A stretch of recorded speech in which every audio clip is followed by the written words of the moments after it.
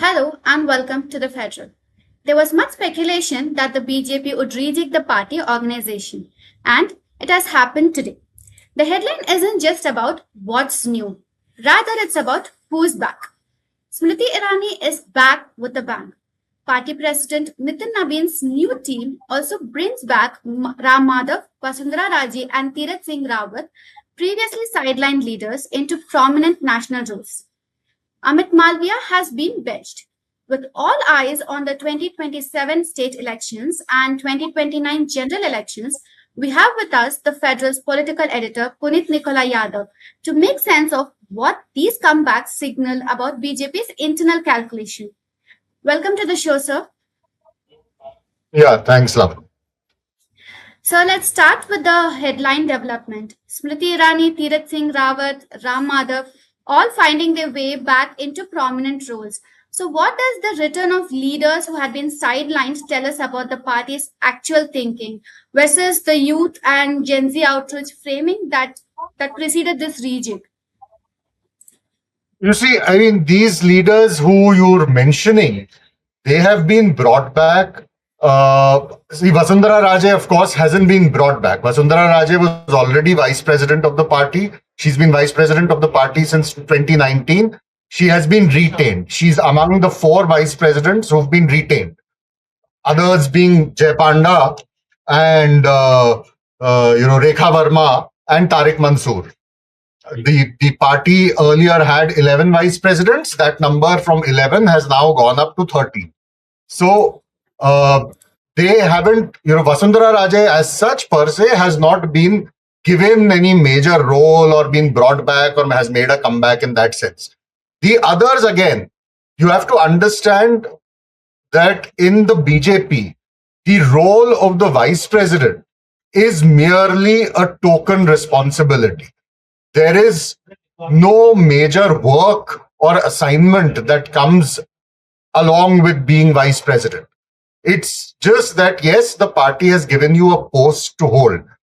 In fact, the very fact that a lot of the media, a lot of the TV channels, a lot of the websites are running that Vasundhara Raje has made a comeback should tell you how vice presidents of the BJP are not even there in the in the sort of consciousness of people who've been reporting on the BJP itself. Right. So it's a token role. Yes, they've been given a position in the party that has its own. That can be read in different ways. Ram Madhav is an old RSS as well as an old organization man. Him being brought back after being sidelined for a considerable period of time, along with when you look at the list as a whole and not just the vice presidents, but other office bearers who've been brought back, and you spot several names in the list who are actually people with a strong link to the RSS. That is where the picture kind of emerges that the RSS has played a key role in getting people into this organizational reshuffle. Right from the top, Nitin Nabin himself comes from a very strong RSS background. So and then you see various other names in this list, whether it is Ram Madhav, whether it is V.D. Sharma, whether it is Gajen Patel, Vinod Tawde, all of them with very strong roots and connections in the RSS. So that certainly makes an impact. Tirath Singh Rawat, yes, he's been brought and elevated as party vice president. That perhaps has to do with the fact that Uttarakhand, where he was chief minister for a very short and a very uneventful stint, that state goes to polls early next year along with UP. So there is a certain representation for UP, a certain representation for Punjab, for Uttarakhand, the states that go to polls early next year. So you'll find Tarun Chug's name in the list for Punjab. You find Manpreet Badal's name in the list. Again, a prominent name from Punjab. Tirath Singh Rawat from Uttarakhand. Several names from Uttar Pradesh. Right? So that certainly is is a headline here. Not that these people have been brought as vice presidents of the party. I don't read a lot of importance into that. All right. But sir, this rejig has come months after Nitin Nabin took over as the party president in Jan 2026. So how much of this reshuffle actually reflects Nabin's own imprint on the organization versus do you think this is the continuity of decisions already made by the central leadership before he even arrived? See, I think even Mr. Nitin Nabin does not believe that he has an imprint on anything in this organization. Because this is an organization that works primarily on the basis of diktats coming from two different places. One, the political leadership of the BJP, which is the Prime Minister and his Home Minister, Mr. Narendra Modi and Mr. Amit Shah, and the ideological, social kind of anchor of the BJP, which is the RSS. It is these two quarters from where the instructions would have flowed. So to say that this has a very distinct Nitin Nabin imprint is, I mean, it's an argument that I think even Mr. Nitin Nabin is not going to buy into. If you look at the other aspect of things, a lot of speculation was made over the last few months that this is going to be a major course correction by the BJP. There is going to be a huge infusion of youth, of women, and all of that. Now, even on that front, and a lot of it was being tied, the whole infusion of the youth was being tied to the fact that Mr. Nitin Nabin himself is 45 years old. So his team is going to be a very young team. Now, if you actually go through this list, and particularly the vice presidents of the party and the general secretaries. I'm not going into the secretaries and the Morcha chiefs because they come with a certain different connotation. But if you look at the secretaries, the general secretaries and the vice presidents, not one person is 45 years or below that. Everyone is older to Mr. Nitin Nabin. Perhaps the closest who comes in terms of age to Mr. Nitin Nabin in this list is one of the party vice presidents, Bharti Pawar, who's 47 years old. Everyone else is in their 50s, 60s. Even if you look at Mr. Tirath Singh Ravan, even 70s. So where is this great youth infusion that was being talked about? The general secretaries, yes. If you look at the age bracket, it may have gone down nominally.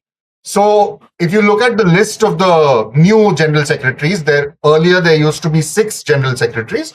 Now you've got 8 general secretaries. And out of these 8, barring, I think, 2, Mr. Satish Punia and Vinod Tawde, everyone is in their 50s, between 51 and 59. Vinod Tawde is 63, Satish Punia is 61. So there again, it's not exactly youth, so to speak. So I don't really understand where is the Nitin Nabin imprint in this.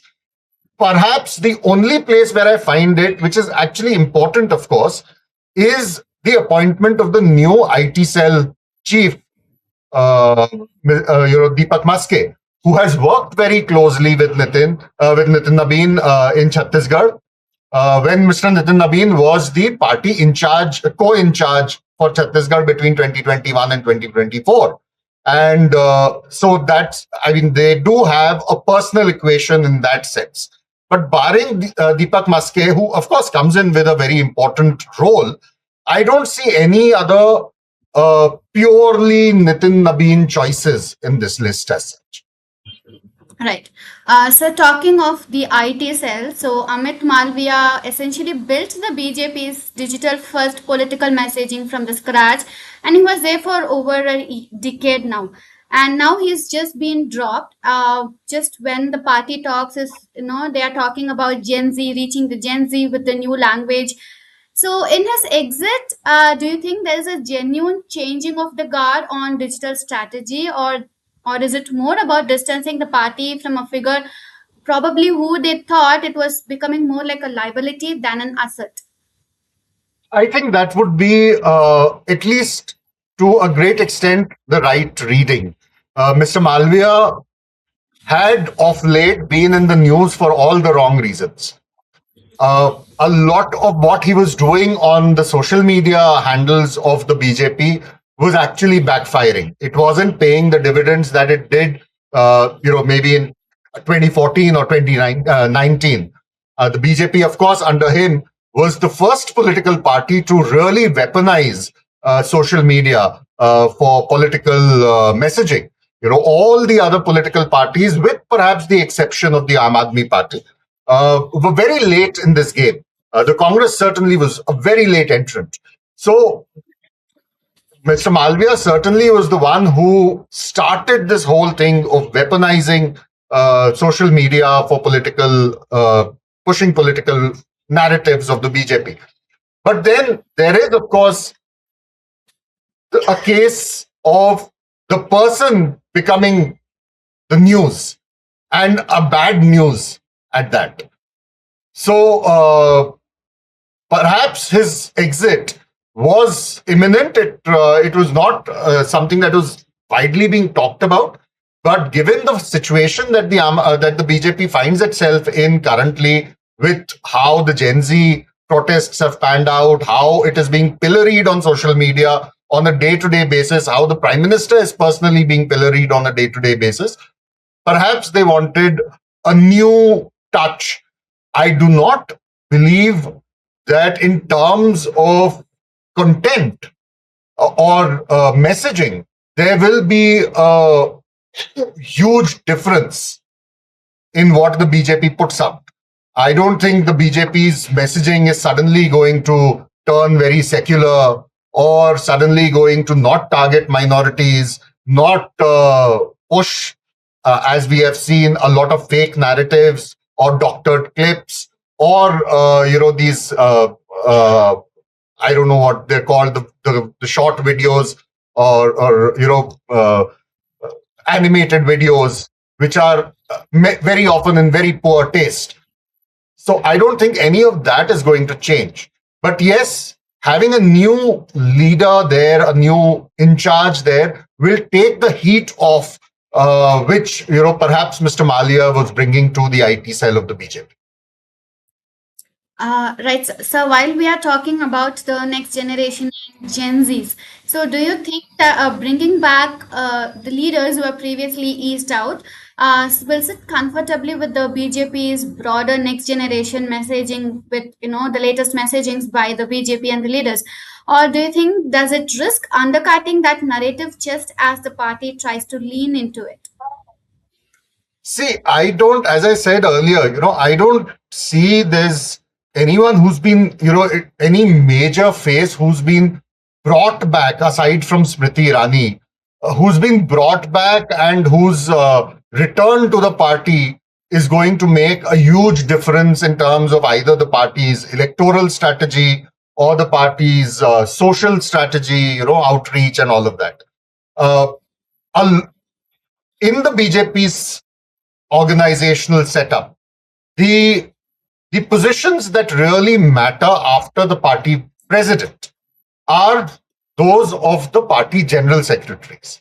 Now there, yes, you see a certain amount of continuity with, Vinod Tawade continuing, Sunil Bansal continuing, both people with very strong personal equations with the RSS, as well as strong working relationships with the Prime Minister and the Home Minister. And Mr. Bansal additionally has also proved himself as a very good election strategist for the BJP in state after state.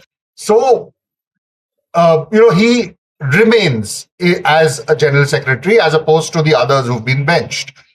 The others who've been brought in are not people who, either in terms of Gen Z or in terms of the youth or even, the middle-aged and the elderly are people who are going to inspire a lot of confidence. Biplab Kumar Dev, who the party did not find competent enough to continue as Chief Minister of Tripura, who was replaced as Chief Minister of Tripura after leading the party to victory, has been brought in as General Secretary. So I don't know, if a man who was found not fit enough to continue as Chief Minister of a state where he had led the party to victory, what great difference is he going to make as General Secretary of the party now? And besides the fact that, he was Chief Minister of Tripura, I don't know how much of kind of understanding he has of the areas where the BJP really needs to work a lot. And as General Secretary, because he will be assigned to one or more states as an in charge. So what are the states where he's going to work? How familiar he is with those states and the party organization in those states, I don't really know.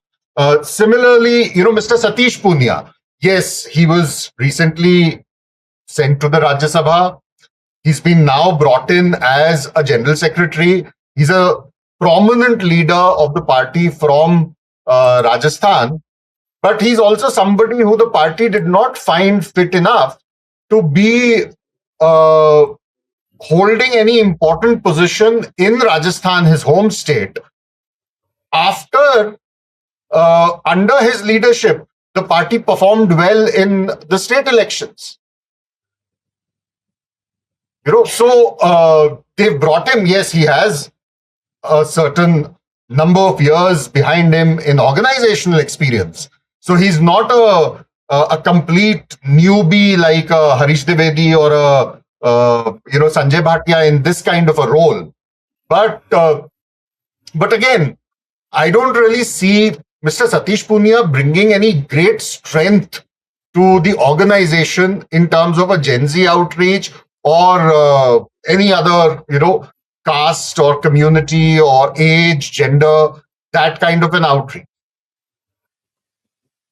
Right, sir. So one more striking feature about this rejig is, the BJP has placed considerable emphasis on women and minority representation in this new team. So is this primarily symbolic, or can it translate into meaningful electoral strategy with delimitation and women's quota controversy being always coming up in the parliament? Yeah, well, I'm glad that you've asked about this whole narrative of a lot of emphasis being placed on women representation. It's very important, Lavanya, to put that in perspective. What they've essentially done with so-called increase in women's representation in the party is what the BJP wants to do in the Lok Sabha also. The BJP, unlike what the opposition is demanding and insisting on, for women representation, women reservation within the 543 MPs that exist today, the BJP is not willing to do that. The BJP says, no, it can't be done within these 543, because naturally, if you do it within this 543, a lot of men are going to lose their seats. So come with a solution that we're going to increase the number of seats overall in Lok Sabha and then bring in women's reservation. Something very similar has happened with this organization reshuffle. And I'll give you the figures. You had in the earlier BJP organization, you had 13 vice presidents. You had 11 vice presidents of the party. Out of those 11 vice presidents, 5 were women. Okay? In the current list, that 11 vice president has gone up to 13 vice presidents. The number of women, which was 5 earlier, has gone up to 6. Okay? Similarly, the party earlier had 6 general secretaries, out of which there were no women. Now the party has 8 general secretaries with 1 woman.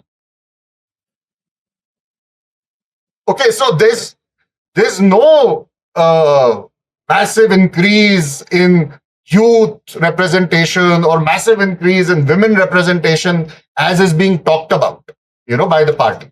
And it's in fact a very clever trick to say that, we've got 6 party vice presidents who are women. You already had 5. You've increased the number of vice presidents, and in that, you've given an increase of 1. It's hardly a, path-breaking, course-correcting kind of a measure. Right. Sir, again, another emphasis was on the caste and regional representation. So how do you see that in this rejig? Again, as an election management exercise, or is it a genuine attempt at a long-term succession plan within the party? See, this is something that always happens in organizational reshuffles. More than, this thing of youth infusion and women infusion and all of that. It generally boils down to regional representation, balancing that, and caste representation. And that is something that you see in this list also. So you'll see, because UP is going to polls, because Punjab is going to polls, because Uttarakhand is going to polls, these are states where suddenly you'll see, Amanpreet Badal, Tarun Chugh, Tirath Singh Rawat, all these names, from poll-bound states, Harish Dwivedi, all of them coming in. So the regional balance plus the eye on elections, or election-bound states is there. So is the caste equation. So you'll see OBCs, Brahmins, tribals, all of them getting, their share of the pie. So that is expected from an exercise, and that is what has been delivered. So it's not something that I would say is out of the ordinary. It is what is always expected of an organizational reshuffle. Right, sir. So finally, let's sum up this entire conversation by, there was a lot of math you had explained to us with regards to the numbers that's been increased, the post that was announced. So how much of this rejig do you actually read it as a pure election arithmetic for 2027, the upcoming state elections, versus a long-term structural bet aimed at 2029 general elections? I don't see it as either. What I would rather say is that it seems more like a missed opportunity for Mr. Nitin Nabin, given the fact that the party currently finds itself facing a lot of challenges. Nothing in this reshuffle gives you a glide path for combating those challenges. In terms of a Gen Z outreach, or in terms of bringing in women who are, real, in that sense, leaders that make an impact with their, with their parliamentary performance, or their organizational performance, or their oratory. In terms of oratory, the best person that they could find was Smriti Irani, who the last time around when she was a member of parliament, certainly was one of the more noisy MPs, but look what, where it got her. She ended up losing her election because the manner of her speech was not liked in her constituency. So you needed to bring in people who, your own voters, plus those who are generally not seeing the BJP as their vehicle for change, could now kind of relate. And that is something I don't see in this list. Thank you so much, sir, for giving the math and explaining to us on the BJP rejig that just was announced today. Thank you so much, sir, for joining us.